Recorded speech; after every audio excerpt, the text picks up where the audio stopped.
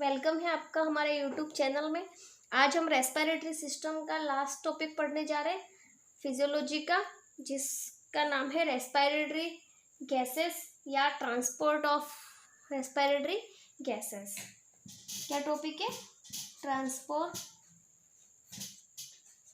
Transportation of respiratory gases. और friends, respiratory transportation of gases जो है वो दो गैसों का मेन पढ़ेंगे हम। सबसे पहला oxygen, then second carbon dioxide. इन दोनों गैस पे मेन फोकस होगा अपना। ऑक्सीजन का ट्रांसपोर्टेशन कौन कौन से मेथड से होता है और कार्बन डाइऑक्साइड का भी ट्रांसपोर्टेशन कौन से मेथड से या किस किस तरीके से होता है। अब सबसे पहले हम बात करेंगे ऑक्सीजन की। फ्रेंड्स, ऑक्सीजन जो ट्रांसपोर्टेशन होता है वो दो तरीके से होता है। सबसे पहले एट डिजॉल्व इन प्लाज्मा, ठीक है। प्लाज्मा में डिजॉल्व होकर, मतलब इसका और जो ऑक्सीजन है उसका 1 से 3% जो होगा वो प्लाज्मा में डिजॉल्व होके होगा। देन सेकेंड होगा वो ऑक्सी हीमोग्लोबिन के थ्रू। जो भी रिमेनिंग पोर्शन है ऑक्सीजन का वो ऑक्सी हीमोग्लोबिन के थ्रू होगा। यानी कि 1 से 3% अगर इससे हो गया, प्लाज्मा से डिजोल्व हो जाएगा, तो 97 से 99% जो हमारा ऑक्सीजन है वो ऑक्सी हीमोग्लोबिन के थ्रू ट्रांसपोर्ट होगा, ठीक है। ये ऑक्सीजन का था। एट डिजोल्व इन प्लाज्मा 1 से 3%, और जो ऑक्सी हीमोग्लोबिन से डिजोल्व होगा वो 97 से 99% होगा, ठीक है। अब हम डिटेल में पढ़ेंगे इसको। एट डिजोल्व, ये जो है वो प्लाज्मा मेम्ब्रेन के थ्रू है ना। प्लाज्मा जो है उसमें डिजोल्व होगा 1 से 3% जो ऑक्सीजन है वो हमारी। बाकी जो हमारी ये ऑक्सी हीमोग्लोबिन है वो, सबसे पहले बात होगी ऑक्सी हीमोग्लोबिन क्या होता है। ये ऑक्सीजन प्लस हीमोग्लोबिन का सिंपल जो कॉम्प्लेक्स होता है उसको हम ऑक्सी हीमोग्लोबिन बोलते हैं, ठीक है। Complex of oxygen and haemoglobin को हम क्या बोलते हैं? Oxy haemoglobin. अब इस पे कैसे होता है देखो फ्रेंड, आपको हीमोग्लोबिन की स्ट्रक्चर पता होगी। एक प्रोटीन होता है जिसका नाम होता है एल्बुमिन। हम ये स्ट्रक्चर ऑफ हीमोग्लोबिन की बात कर रहे हैं अभी, ठीक है। तो ये हीमोग्लोबिन है, उसमें एक प्रोटीन होता है, जो कौन सा प्रोटीन होता है? एल्बुमिन। और एक होता है आयरन या एफी, ठीक है। एफी कंटेनिंग पार्ट, यहाँ आयरन वाला पार्ट होगा जो एफी कंटेनिंग पार्ट भी होगा, और एक होगा हमारा जो एल्बुमिन प्रोटीन है वो। और फ्रेंड, जो फेरिन जो आयरन कंटेनिंग पार्ट है वो एफी या फिर पोरफायरिन रिंग होती है उसमें। कौन सी? Porphyrin ring. पोरफायरिन जो रिंग होती है उसमें 4 पायरिडिन रिंग होती है। 4 पायरिड रिंग होती है। और जो ये इच रिंग होती है या इच पायरिड जो रिंग है हमारी, उसमें एक एफी होता है, Fe3+, ठीक है। यानी कि हमने क्या बात की, ऑक्सीजन कैसे डिजोल्व होता है? एक तो प्लाज्मा के थ्रू 1 से 3% ऑफ ऑक्सीजन प्लाज्मा से डिजोल्व होगा, और जो हमारा 97 से 99% जो हमारा ऑक्सीजन है वो ऑक्सी हीमोग्लोबिन के थ्रू होगा। तो फ्रेंड, ऑक्सी हीमोग्लोबिन यानी क्या है? एक कॉम्प्लेक्स है सिंपल ऑक्सीजन और हीमोग्लोबिन का। अब हम हीमोग्लोबिन के स्ट्रक्चर की बात कर रहे हैं। हीमोग्लोबिन का जो स्ट्रक्चर होता है उसमें एक प्रोटीन होता है जो कि एल्बुमिन, और एक फायरन कंटेनिंग पार्ट होता है जिसको पोरफायरिडिन रिंग बोलते हैं। और पोरफायरिडिन रिंग में 4 पायराइड क्या होते हैं? रिंग होते हैं। 4 पायराइड रिंग होते हैं, और एक पायराइड रिंग है वो एक है ना Fe3+ को कंटेन करके रखती है। यानी कि अगर एक H भी होगा तो, यानी कि एक हीमोग्लोबिन होगा तो बाइंड टू 4 ऑक्सीजन मोलिक्यूल। अगर एक हीमोग्लोबिन है तो वो कितने ऑक्सीजन मॉलिक्यूल्स को बाइंड करेगा? 4। ठीक है, एक हीमोग्लोबिन होगा वो 4 ऑक्सीजन मॉलिक्यूल को बाइंड करके रखेगा। और 1 ग्राम ऑफ HB, 1 ग्राम जो हीमोग्लोबिन है वो 1.34 ml ऑफ ऑक्सीजन को कैरी करता है। 1 ग्राम जो हीमोग्लोबिन है वो 1.34 ml ऑफ ऑक्सीजन को कैरी करेगा। और 1000 ml ऑफ ब्लड, अगर 1000 ml ब्लड होगा तो वो कितने जो है HB को कैरी करेगा? 15 ग्राम HB को कैरी करेगा। समझ में आया? सबसे पहले हमने क्या बात की? हीमोग्लोबिन का जो स्ट्रक्चर पढ़ा है हमने, उस हीमोग्लोबिन के स्ट्रक्चर में एक प्रोटीन पार्ट होता है और एक आयरन कंटेनिंग पार्ट होता है। जो हमारा, अब हमने आयरन कंटेनिंग जो पार्ट है उसकी बात की, तो जो आयरन कंटेनिंग पार्ट है वो पोरफायरिन रिंग का बना हुआ होता है, जिसमें 4 पायराइड रिंग होते हैं। और एक पायराइड जो रिंग है वो एक Fe3+ को कंटेन करके रखता है। तो फ्रेंड्स, अगर एक हीमोग्लोबिन है तो वो क्या करेगा? 4 पायरिडिन रिंग है, यानी कि 4 ऑक्सीजन के मॉलिक्यूल्स को बाइंड करके रखेगा। और 1 ग्राम ऑफ ऑक्सीजन जो होगा वो 1.34 ml ऑफ ऑक्सीजन को कैरी करेगा। और 100 ml ब्लड होगा तो उसमें 15 ग्राम हीमोग्लोबिन कैरी करता है। ये इम्पोर्टेंट फैक्ट है फ्रेंड, ये आपको पता होने चाहिए। अब हम सबसे पहले हमने बात कर दी जो हमारा प्लाज्मा के थ्रू होता 1.3% उसकी, और ऑक्सी हीमोग्लोबिन है जो वो किस तरीके से कॉम्प्लेक्स बनाता है ऑक्सी हीमोग्लोबिन का, और किस तरीके से 4 पायराइड जो रिंग होते हैं वो हीमोग्लोबिन को कैसे, एक हीमोग्लोबिन 4 ऑक्सीजन को कैरी करता है, कौन सी रिंग से जुड़ता है, उसकी बात की। अब हम नेक्स्ट जो हमारा कार्बन डाइऑक्साइड वाला जो मैकेनिज्म है, या कार्बन डाइऑक्साइड कैसे डिजोल्व होती है, वो कैसे ट्रांसपोर्ट होती है, उसकी बात करेंगे। ठीक है, कार्बन डाइऑक्साइड ट्रांसपोर्टेशन। ठीक है, अब हम बात करेंगे कि कार्बन डाइऑक्साइड कैसे ट्रांसपोर्ट होती है। जो हमारी कार्बन डाइऑक्साइड है वो ये भी बाय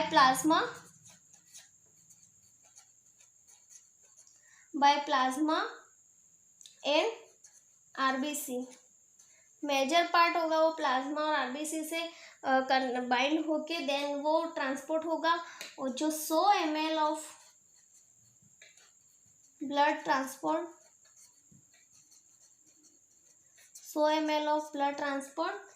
3.7 ml ऑफ CO2। ठीक है, अगर 100 ml ऑफ ब्लड ट्रांसपोर्ट हो रहा है तो उसमें 3.7 ml ऑफ कार्बन डाइऑक्साइड, और उसमें क्या था, जो हमारा ऑक्सीजन था उसमें 100 ml ऑफ ब्लड होगा तो उसमें 15 ग्राम हीमोग्लोबिन होगा वो कैरी करेगा।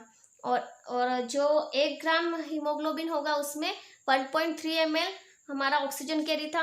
लेकिन कार्बन डाइऑक्साइड है उसका क्या है, 100 ml ऑफ ब्लड ट्रांसपोर्ट करेगा, 3.7 ml ऑफ कार्बन डाइऑक्साइड। अब हम इसके ट्रांसपोर्टेशन की बात करते हैं। ठीक है, ट्रांसपोर्टेशन की बात करते हैं। सबसे पहले हम बात करेंगे एज अ कार्बोनिक एसिड। क्या? As a carbonic acid. Carbonic acid कैसे ट्रांसपोर्ट होता है? तो फ्रेंड, कार्बोनिक एसिड से कैसे ट्रांसपोर्ट होगा? ये CO2 प्लस H2O कैसे चेंज होगा? देखो, जो CO2 है प्लस H2O है वो, उसको जो ट्रांसपोर्ट करने के लिए एक एंजाइम चाहिए जिसको हम क्या बोलते हैं, कार्बोनिक एनहाइड्रेज। और ये जिंक की प्रेजेंट में कन्वर्ट होगा जो कि H2CO3 बनाएगा। और जो H2CO3 है वो आगे प्लाज्मा में भेज दिया जाएगा। और जो ये है वो क्या बन रहा है, आरबीसी के अंदर। आरबीसी जो होती है ना, आरबीसी हमारी सेल, उसके अंदर ये H2CO3 हो रहा है और कार्बोनिक एनहाइड्रेज ZN से की प्रेजेंस में ये चेंज हो रहा है और कार्बोनिक एसिड के अंदर, और ये आगे प्लाज्मा के अंदर भेज दिया जाता है। और जो अप्रोक्स 7% ऑफ कार्बन डाइऑक्साइड, जो हमारी अप्रोक्स 7 जो कार्बन डाइऑक्साइड है वो इससे ट्रांसपोर्ट होती है। ठीक है, अब हम बात करेंगे जो हमारा ये तो बाय कार्बोनिक एसिड कैसे चेंज होता है ना, कार्बोनिक एनहाइड्रेस की प्रेजेंट में आरबीसी के अंदर कार्बोनिक एसिड के अंदर, उसकी बात की। फिर प्लाज्मा में इसको भेज दिया जाता है या ट्रांसपोर्ट कर दिया, और इसमें 7% हमारी जो कार्बन डाइऑक्साइड है वो ट्रांसपोर्ट होती है। अब हम फ्रेंड दूसरा जो मैकेनिज्म है या दूसरा जो मेथड है वो बात करेंगे। Second, as a bicarbonic acid, bicarbonate of sodium plus potassium, ये कैसे चेंज होता है, और इसमें 70% ऑफ हमारी CO2 है वो ट्रांसपोर्ट होती है। कार्बोनिक एसिड के थ्रू तो 7% ट्रांसपोर्ट होती है, और जो as a bicarbonate of sodium and potassium 70% हमारी जो CO2 है वो ट्रांसपोर्ट होती है। अब इसका ट्रांसपोर्टेशन कैसे होता है फ्रेंड, देखो जो CO2 है ना फ्रॉम टिश्यू, जो CO2 हमारे टिश्यू के अंदर है वो एक तो एंटर करेगी हमारे आरबीसी के अंदर। इसको मैं थोड़ा बड़ा बनाती हूँ। ये हमारी क्या है, आरबीसी सेल है ना, ये आरबीसी जो ब्लड सेल्स है वो। अब फ्रेंड्स इसकी जो मेम्ब्रेन होती है आरबीसी की, उसको क्या बोलते हैं, डॉन्स मेम्ब्रेन। क्या बोलते हैं, डॉन्स मेम्ब्रेन, ये याद रखना। जो आरबीसी की मेम्ब्रेन होती है उसको डॉन्स मेम्ब्रेन बोलते हैं। अब क्या होगा, ये जो ये कार्बन डाइऑक्साइड है वो हमारे आरबीसी सेल्स के अंदर भेज दी जाती है, फिर यहाँ पे CO2 प्लस H2O में कन्वर्ट हो जाएगा, फिर बाइकार्बोनेट एनहाइड्रेस और जिंक की प्रेजेंस में ये क्या करेगा, सबसे पहले क्या बनाएगा, कार्बोनिक एसिड H2CO3 बनेगा। फिर जो हमारा H2CO3 है वो वापस से क्या होगा, ब्रेक हो जाएगा, और ये किस में चेंज हो जाएगा, H प्लस और HCO3 माइनस। ठीक है, अब क्या होगा, जैसे ये कार्बोनिक एनहाइड्रेस और जिंक की प्रेजेंस में ये अपने आप को चेंज करेगा या ब्रेक होगा, तो H2CO3 बनेगा कार्बोनिक एसिड। देन फिर ये आगे जाके H प्लस और HCO3 के अंदर चेंज हो जाएगा। अब क्या होगा फ्रेंड्स, यहाँ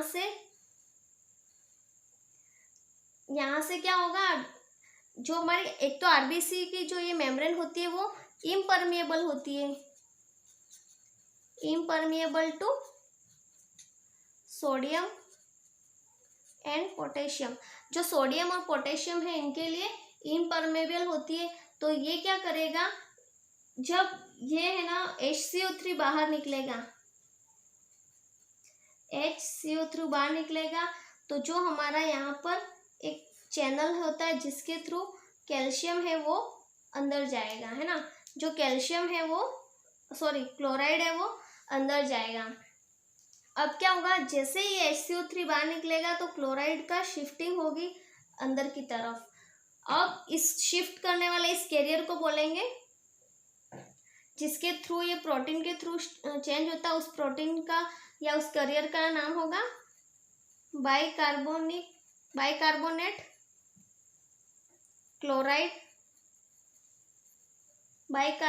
क्लोराइड कैरियर प्रोटीन। ये चैनल के थ्रू जो क्लोरीन है वो अंदर जा रहा है, क्लोराइड है वो अंदर जा रहा है, और जो हमारा HCO3 है वो बाहर आ रहा है। अब जो हमारा HCO3 है और इसको क्लोराइड शिफ्ट बोलेंगे, है ना, क्लोराइड शिफ्टिंग या क्लोराइड की शिफ्टिंग बोलेंगे। HCO3 है वो बाहर आ गया, अब ये बाहर जो प्लाज्मा के अंदर आ जाएगा, क्योंकि ये आरबीसी और ये हमारी प्लाज्मा सेल है, ये प्लाज्मा के अंदर आ गया। और प्लाज्मा के अंदर आते ही ये प्लस Na प्लस सोडियम, मतलब सोडियम और पोटेशियम के साथ ये बाइंड हो जाएगा, फिर क्या बनाएगा, या तो NaHCO3 या फिर KHCO3 बनाएगा। कैसे हुआ, जो हमारा HCO3 H प्लस आयन टूट गया था वो HCO3 बाहर आ गया, तो इसकी जगह पे क्लोराइड की शिफ्टिंग हो गई, क्लोराइड अंदर चला गया, और जो HCO3 वो प्लाज्मा के अंदर आ गया, फिर प्लाज्मा में हमारा क्या प्रेजेंट था, यहाँ पे सोडियम और पोटेशियम। अब ये प्लाज्मा के साथ है ना, HCO3 के साथ सोडियम पोटेशियम बाइंड हो जाएगा तो दो कंपोनेंट बनेंगे, एक तो NaHCO3 और KHCO3 बनेगा। इस तरीके से हमारा जो ये बाइकार्बोनेट जो कार्बोनेट ऑफ सोडियम और पोटेशियम का ट्रांसपोर्टेशन ऑक्सीजन का इस तरीके से ये करते हैं। और 70% जो हमारी कार्बन डाइऑक्साइड होती है वो इस दोनों मेथड से ट्रांसफर 70% तो कार्बोनेट ऑफ सोडियम पोटेशियम से होती है, और जो 7% CO2 का ट्रांसपोर्टेशन होता है वो कार्बोनिक एसिड से होता है। अब हम थर्ड जो इसका CO2 का ट्रांसपोर्टेशन का जो थर्ड मेथड है उसकी बात करेंगे, एज अ कार्बोमिना या कार्बोमिनो हीमोग्लोबिन। कार्बोमिनो हीमोग्लोबिन के थ्रू भी ये एक्सचेंज या फिर ट्रांसपोर्ट करता है। अप्रोक्स 23% जो है वो कार्बोमिनो ऑक्सी हीमोग्लोबिन के थ्रू ये ट्रांसपोर्ट करता है, किसको, कार्बन डाइऑक्साइड को। इसमें क्या होगा, जो CO2 plus amino group of HB, जो अमाइनो ग्रुप ऑफ HB है उसके साथ ये कार्बोमिनो हीमोग्लोबिन बनाकर ट्रांसपोर्ट हो जाता है। ठीक है, ये थे तीनों मेथड, इसके CO2 के और कार्बन डाइऑक्साइड के दोनों मेथड। अब हम वापस एक बार रिवाइज कर लेते हैं फ्रेंड पूरा डिटेल से। देखो, ट्रांसपोर्टेशन ऑफ गैसेस या रेस्पिरेटरी गैसेस, अब इसमें हम मेनली ऑक्सीजन और CO2 की बात कर रहे हैं। तो ऑक्सीजन दो तरीके से डिसॉल्व होती है, एक तो प्लाज्मा के थ्रू जो 1 से 3% होगी, और ऑक्सी हीमोग्लोबिन के थ्रू 97 से 90% होती है। अब ऑक्सी हीमोग्लोबिन क्या चीज़ है, सबसे पहले ऑक्सी हीमोग्लोबिन क्या होता है, एक सिंपल कॉम्प्लेक्स होता है ऑक्सीजन प्लस हीमोग्लोबिन का। अब हम बात करते हैं हीमोग्लोबिन। हीमोग्लोबिन क्या है, हीमोग्लोबिन में एक प्रोटीन कंटेनिंग पार्ट, प्रोटीन वाला पार्ट होता है, एक आयरन वाला पार्ट होता है। जो प्रोटीन वाला पार्ट होता है वो उसके अंदर एल्बुमिन प्रोटीन होता है, और आयरन कंटेनिंग जो पार्ट है उसमें पोरफायरिन रिंग होती है Fe3+ की, और जो 4 पायराइड रिंग होती है, और एक पायराइड रिंग होती है वो 1 Fe3+ को कंटेन करके रखती है। इसका मतलब अगर एक हीमोग्लोबिन है तो उससे 4 ऑक्सीजन के मॉलिक्यूल बाइंड होंगे, ये सिंपल सी बात है। फिर अगर 1 ग्राम हीमोग्लोबिन होगा तो उसमें 1.3 ml हमारा ऑक्सीजन कैरी होता है, और अगर 100 ml ऑफ ब्लड होगा तो उसमें 15 ग्राम हीमोग्लोबिन को कैरी किया जाता है। ठीक है, अब ये ऑक्सीजन की बात हो गई। अब हम बात करेंगे कार्बन डाइऑक्साइड का ट्रांसपोर्टेशन कैसे होता है। तो कार्बन डाइऑक्साइड का जो ट्रांसपोर्टेशन होता है बाय प्लाज्मा और RBC दोनों से होता है। ठीक है, 100 ml ऑफ जो हमारा ब्लड ट्रांसपोर्ट होता है उसमें 3.7 ml ऑफ हमारी कार्बन डाइऑक्साइड ट्रांसपोर्ट होती है। अब इसके ट्रांसपोर्टेशन के 3 मेथड, एक तो एज अ कार्बोनिक एसिड, और एक as a bicarbonate of sodium and potassium, और एक एज अ कार्बोमिनो हीमोग्लोबिन। ठीक है, तो सबसे पहला हमारा जो कार्बोनिक एसिड है उससे अप्रोक्स 7% हमारी CO2 होती है वो ट्रांसपोर्ट होती है, जो कि उसमें क्या होता है, हमारी जो CO2 और H2O है वो RBC के अंदर जो है वो कार्बोनिक एनहाइड्रेज और जिंक की प्रेजेंस में क्या होते हैं, H2CO3 में चेंज हो जाते हैं और प्लाज्मा के अंदर भेज दिया जाता है इसको। ठीक है, फिर क्या होता है जो, और उसमें सेकंड में क्या हो रहा है, S carbonate of sodium and potassium. 70% इस मेथड से हमारा CO2 ट्रांसपोर्ट होती है। CO2 क्या होगा, जो टिश्यू के अंदर है वो RBC के अंदर जाएगी। जैसे ही RBC के अंदर जाएगी तो ये कार्बोनिक एनहाइड्रेस की प्रेजेंस में और जिंक की प्रेजेंस में क्या करेगा, H2CO3 के अंदर चेंज हो जाएगा। जैसे H2CO3 के अंदर चेंज हुआ देन वापस से क्या होगा, ये फिर से ब्रेक हो जाएगा HCO3 और H+ के अंदर। ठीक है, फिर HCO3 होगा वो हमारा बाहर हो जाएगा बॉडी के अंदर से, प्लाज्मा के अंदर जाएगा। तो क्या होगा, HCO3 बाहर निकलेगा प्लाज्मा के अंदर, तो प्लाज्मा के थ्रू जो हमारा क्लोराइड होता है उसकी शिफ्टिंग होती है, और एक यहाँ पे एक करियर प्रोटीन होता है चैनल, यहाँ पे एक चैनल है जिसमें करियर प्रोटीन के थ्रू ही ये चेंज होते हैं। उस करियर प्रोटीन का नाम होगा protein bicarbonate chloride career protein. ठीक है, इस protein bicarbonate chloride career protein के थ्रू क्लोराइड का शिफ्टिंग होता है HCO3 के साथ। देन अब ये जो है HCO3 वो प्लाज्मा में आ गए। अब प्लाज्मा में हमारा ये क्या है, सोडियम और पोटेशियम। अब ये HCO3 सोडियम और पोटेशियम के साथ बाइंड होकर दोनों अलग अलग कंपोनेंट बना सकता है, या तो NaHCO3 और KHCO3 बनाएगा। अब फ्रेंड्स आपको समझ में आया, बहुत इजी था ये। अब लास्ट हमारा क्या था, कार्बोमिनो हीमोग्लोबिन। इसमें अप्रॉक्स 23% हमारी कार्बन डाइऑक्साइड होती है, वो इस मेथड से ट्रांसपोर्ट होती है। इसमें carbon dioxide plus amino group of haemoglobin का जो अमाइनो ग्रुप होता है उसके साथ ही कार्बन डाइऑक्साइड होती है, वो बाइंड हो जाती है, फिर कार्बोमिनो हीमोग्लोबिन के थ्रू ट्रांसपोर्ट हो जाता है। Thank you friends, I hope आपको समझ में आया होगा। Thank you.